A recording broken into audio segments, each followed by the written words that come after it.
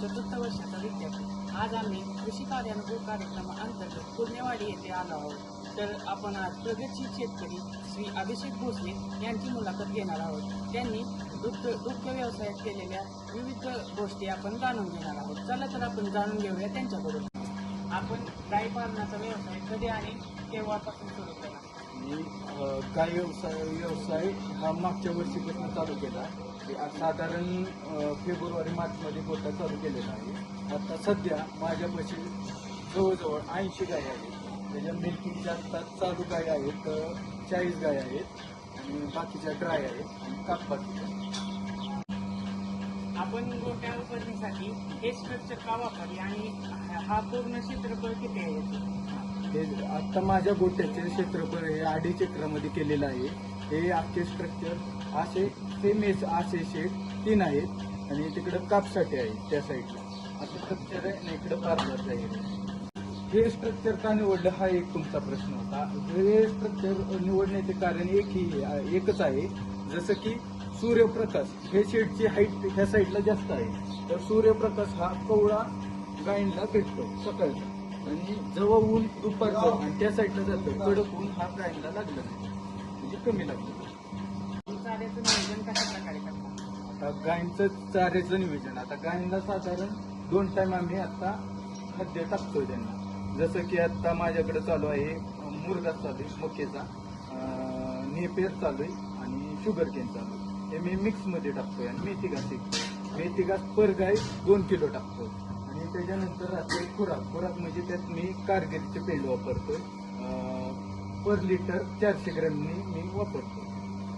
Loose house सिस्टीमच का वापर? Loose house वापरण्याची सिस्टीम ही होती की जसं की गायींना टायमावरती पाणी भेटले पाहिजे. 24 तास पाणी भेटतं लूज हाऊसला. गायींचा व्यायाम होतो. एका जागेवर बांधल्यानंतर गायीची हालचाल कमी होते. त्याच्यानंतर ते गाय जेव्हा पाहिजे तेव्हा पाणी पिऊ शकते. जसं की ती गाय पेती, तिला ताण लागली की ती पेली जाते. जसं आपल्याला ताण लागले की आपण पाणी पितो, तसं गायला ताण लागली की ती बी पाणी पिऊ शकते.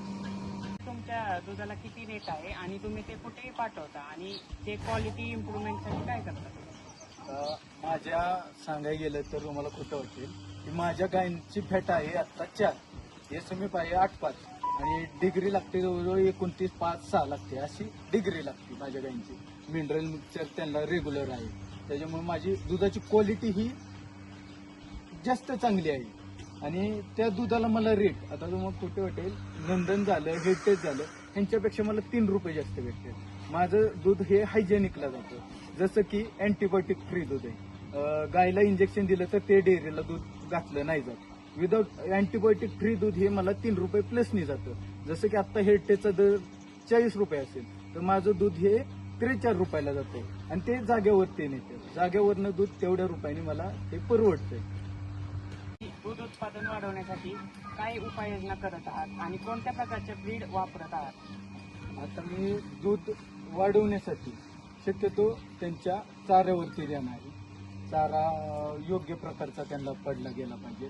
स्वतः त्यांच्या चाऱ्यावरती ध्यान देतोय, लेबरवरती ध्यान देतोय की गायला तो चारा पडतोय का, तेवढ्या प्रमाणात पडतोय का, हे लक्ष जास्त करून मी देतोय. जास्त करून लक्ष द्यायला मी पण असतो. जसं की लेबरच्या ह्याच्यावर तर नसतं माझं. तुम्ही दूध व्यवसायासाठी हीच ब्रीड का वापरली? तर आता सध्या मी ह्या गायी 99% तर माझ्या गायी ह्या खरेदी गायी आहेत. 1 वर्ष झालं मी गाय घेतलेली. प्लस हे गाय जास्त करून मी HF वापरले. HFचे दूध देण्याची क्षमता ही जर्सीपेक्षा जास्त आहे. आणि जसं की त्यांना तर मी ब्रीडिंगवरती काम करतोय. जसं की ब्रीड वापरतोय, डेन्मार्क वापरतोय, स्ट्रायकर वापरतोय, आर्मडा वापरतोय. असे विविध प्रकारचे मी ब्रीड वापरले जाते त्यांना AI करायला. राखण्यासाठी तुम्ही कशा प्रकारे उपाययोजना करता? तर दुधाची गुणवत्ता टिकवण्यासाठी आम्ही जे तिथं गेलं गाय तर त्यांचे सड हे चांगले धुतले जातात. मशीन लावली जाते जेणेकरून बॅक्टेरिया बी कमी अटॅच करतो त्याला आणि ते दूध व्यवस्थित राहतं. आणि त्यांचे जे भांडी ते नंतर मिल्किंग झालं की ते गरम पाण्याने धुतले जातात आणि ते वाऱ्याच्या ठिकाणी ठेवले जातात जेणेकरून ते वाळले. खरोखरच मिल्किंग मशीनचा उपयोग हे क्लीन मिल्क प्रोडक्शनसाठी होतो का? हो. मला या व्यवसायात वळताना कोणत्या अडचणी आल्या? आता माझी सुरुवात मागच्याच वर्षी झाली, तर ह्या व्यवसायात मला साधारण जास्त प्रॉब्लेम नाहीत आले. कारण जसं की माझे वडील डॉक्टर आहेत वेटरनरी आणि भाऊ बी वेटरनरी डॉक्टर आहेत. जसं की सुरुवातीला मी गाय आणल्या तर त्याला योग्य ट्रीटमेंट बी देत होतो, तरी तर बाहेर आल्यामुळे त्याचे पाणी चेंज झालं, त्याचं खाद्य चेंज झालं, त्याच्यामुळे ते आजारी पडल्या गेल्या. तर त्याच्यावर लक्ष देऊन त्या मी म्हणजे नीट केल्या काही. सरासरी या दुग्ध व्यवसायातनं उत्पादन किती भेटते? आता माझं आता सध्या दूध दिवसाचं हे 600 लिटर चाललेलं आहे.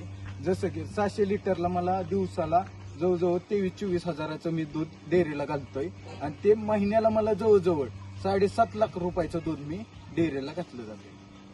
करू इच्छिणाऱ्यांना तुम्ही काय सल्ला द्या? मी जो व्यक्ती दूध धंद्यात येणारा इच्छुक आहे त्यांना एकच सल्ला देऊ शकतो की तुम्ही ह्या धंद्याला टाइम दिला तर ह्यो धंदा 100% सक्सेस होतो. तर ह्या धंद्याला तुम्ही टाइम द्या.